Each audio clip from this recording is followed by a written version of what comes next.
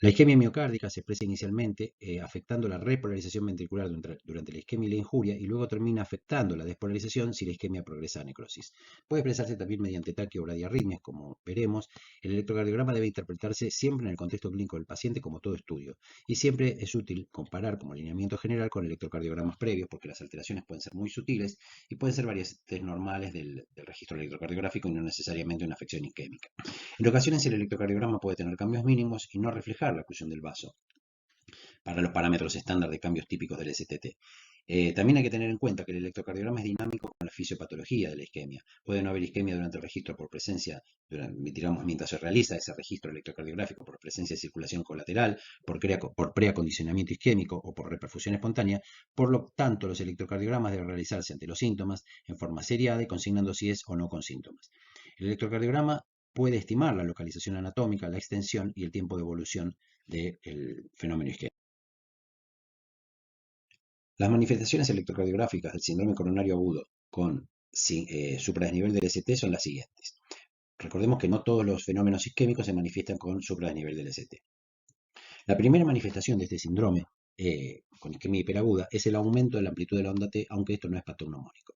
Luego generalmente sigue una elevación del segmento ST, como lo dice el título de esta diapositiva, aunque en un pequeño grupo de pacientes con circulación colateral esto puede no ocurrir. Posteriormente, si la isquemia prosigue, puede generarse una onda Q, que es un vector, digamos, negativo, dado que la necrosis no genera vectores, no hay fuerzas eléctricas, entonces se genera un vector negativo, una onda Q, y aparecerá más precoz esta onda Q en la evolución del infarto cuanto más pequeño es el mismo. Y también se invierten las ondas T.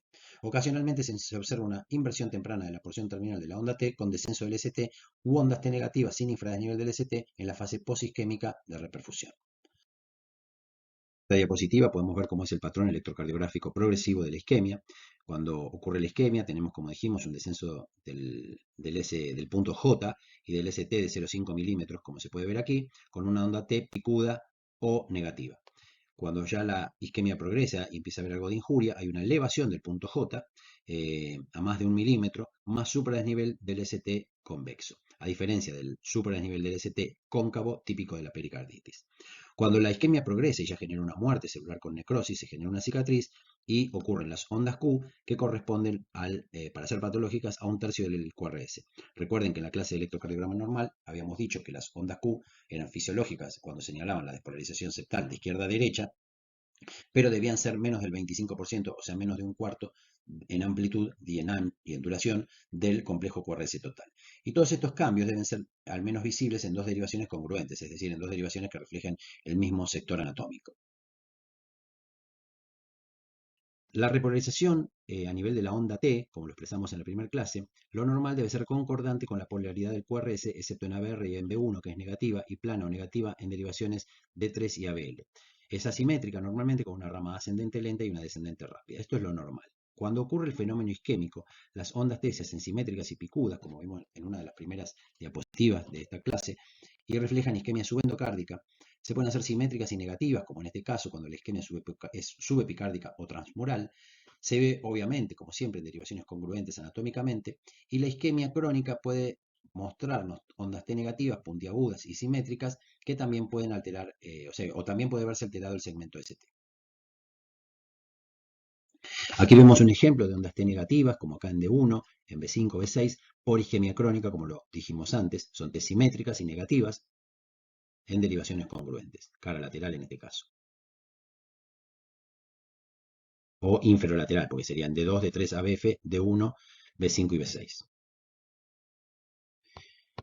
También hay un fenómeno que altera las ondas T y que se vuelven negativas, como en esta diapositiva, donde se ven ondas T negativas muy profundas, algo asimétricas, con una rama descendente lenta y una ascendente rápida, que ocurren en este caso en toda la cara anterior y son T negativas por reperfusión inmediata. También dijimos que cuando había un infarto en evolución podía haber ondas T negativas, luego del supra-nivel del ST, como se ve acá, podía verse afectada también la onda T, que como en este caso también acompaña el infarto en evolución y además de la desaparición de la onda R en cara anterior, como se puede ver aquí, del supra-nivel, también acompaña con ondas T negativas.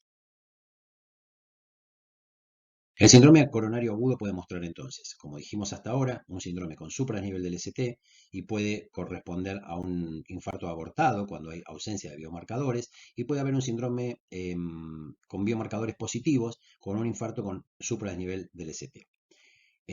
Porque recordemos que el infarto se diagnostica con criterios no solamente por el electrocardiograma, sino también con la presencia de biomarcadores y la clínica del paciente, dolor, disnea, etc. El síndrome coronario agudo puede ser también sin supradesnivel del ST, con lo cual podemos tener un infarto sin supradesnivel del ST cuando los biomarcadores son positivos, o un síndrome coronario agudo, antes denominada angina estable, cuando estos biomarcadores no están presentes, pero sí están presentes las alteraciones electrocardiográficas. Excepcionalmente puede haber una oclusión coronaria aguda sin elevación del ST.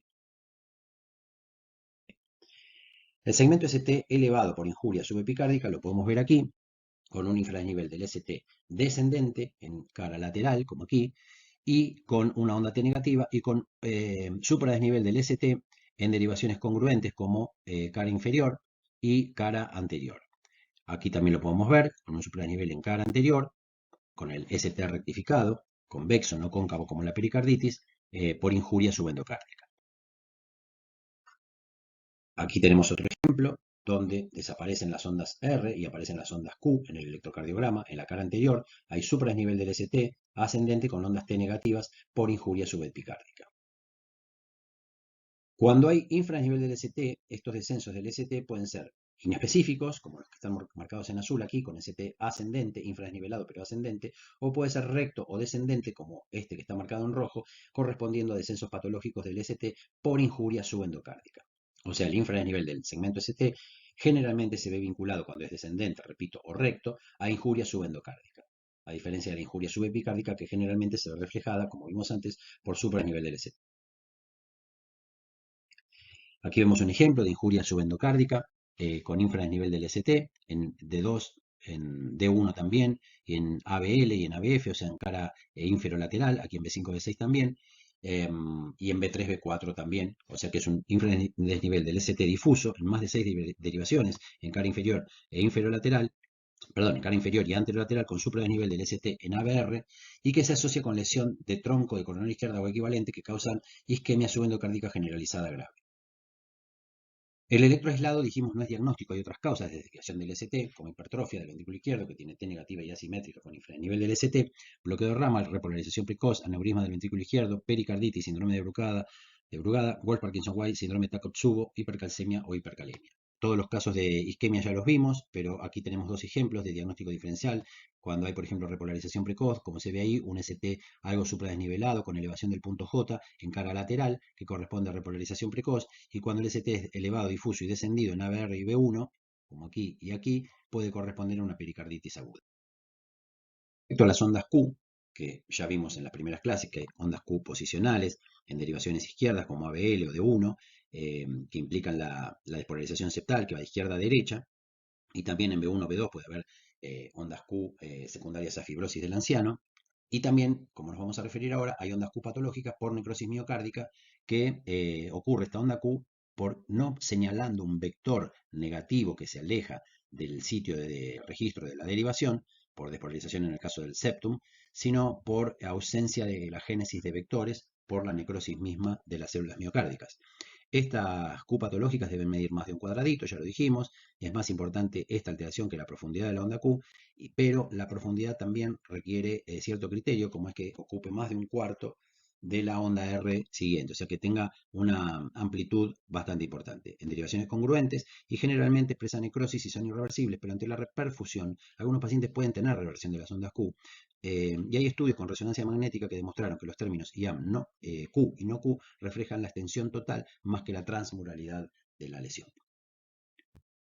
Ondas Q de necrosis tiene una topografía determinada, es anterolateral, la necrosis cuando se ve de B2 a B6, o sea en cara anterior y lateral, y también en las derivaciones laterales como de 1 y ABL, y se ve cuando hay una lesión de la arteria descendente anterior, cuando es solo anterior, de B2 a B5, también por lesión de la misma arteria, cuando es septal o apical, se ve afectada a B1, cuando es anteroseptal, de B1 a B4, esta es la correlación entonces electrocardiográfica de las ondas Q con la zona del infarto, es lateral cuando refleja la eh, digamos, la pérdida de la génesis de vectores por necrosis en cara lateral.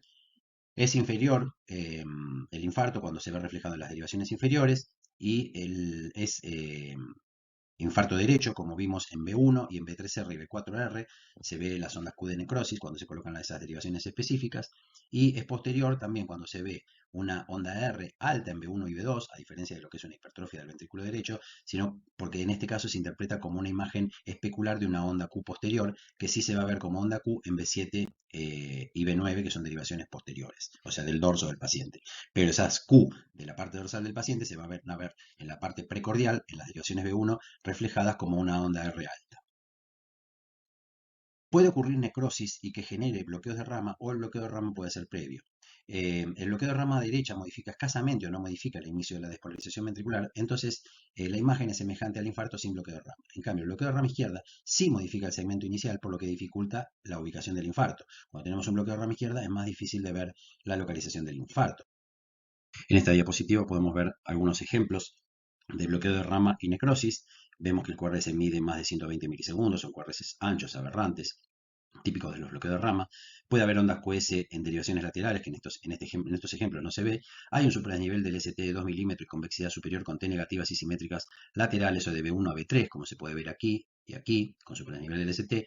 S ancha es precedida de R melladas en B5, B6 y complejos R pequeña con S profunda o QS con melladuras iniciales en B1 y de B1 a B3. De electrocardiogramas vemos la fase evolutiva del infarto, donde vemos un supradesnivel del ST en las derivaciones B4, B5, luego se agregan T negativas, o sea, el supradesnivel del ST, que en este caso estaba presente. En este segundo electrocardiograma se ve que se agregan ondas T negativas y la pérdida de la R, por ejemplo, en B2. Posteriormente se ve una taquicardia que parece ventricular, que se origina en la zona del infarto. Fíjense que los complejos son negativos en cara anterolateral, es decir, que el infarto se está produciendo en el ventrículo izquierdo y está generando una taquicardia ventricular. Positiva vemos la evolución de otro paciente con infarto, con infradesnivel del ST en las derivaciones B2, B3 y B4, con supradesnivel del ST en cara inferior, en D2, D3 y en ABF. Posteriormente también este paciente desarrolla una taquicardia ventricular y posteriormente vuelve a ritmo sinusal, pero con bloqueo auriculoventricular. Fíjense que ahí tiene una onda P, pero con un PR largo, expresión de bloqueo auricular de primer grado. En esta diapositiva vemos también la evolución del infarto con el infradesnivel del ST en la cara anterior y el supradesnivel inferior, y también vemos algunas alteraciones del ritmo, como en este caso, donde vemos una taquicardia auricular. Este es otro caso de un paciente que tenía colocado un Holter y comienza a mostrar un supradesnivel del ST, sufre un infarto. Como ese supradesnivel del ST evoluciona posteriormente con una taquicardia ventricular, que es intermitente inicialmente, pero después se mantiene y termina en un aleteo ventricular poniendo en peligro la vida del paciente.